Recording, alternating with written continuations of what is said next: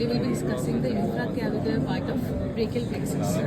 So brachial plexus starts from roots which are formed by the C5, C6, C7, C8 and T1 cervical nerves and thoracic nerves. C5 and C6 fuse to form the upper trunk, C7 forms the middle trunk and C8 and T1 forms the lower trunk. There are two branches which originate from the roots.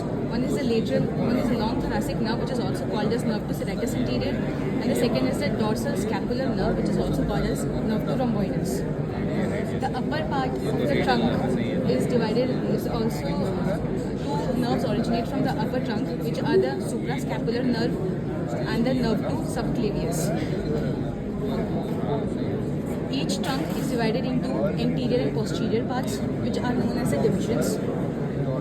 There are no branches which originate from the divisions. The lateral cord is formed by the anterior part of the upper and the middle trunk. The posterior cord is formed by the posterior parts of all the three trunks, and the anterior and the medial cord is formed by the anterior part of lower trunk.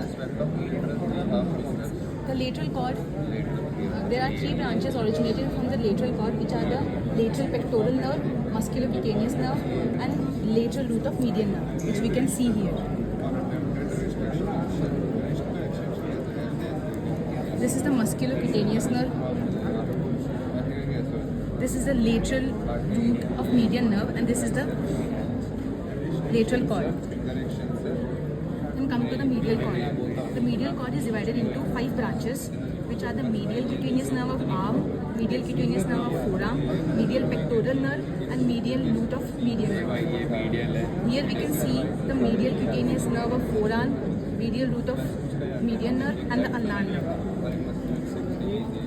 So here between the axillary artery and axillary vein there are two nerves, which is the ulnar nerve and medial cutaneous nerve of forearm.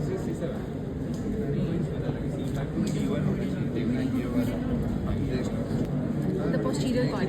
Posterior cord again divides into 5 branches, which are the upper subscapular nerve, lower subscapular nerve, thoracodorsal nerve, axillary nerve and radial nerve. Here we can see below the axillary artery, we can see the radial nerve, and if we trace it upwards, we can here see the axillary nerve. Brachial plexus.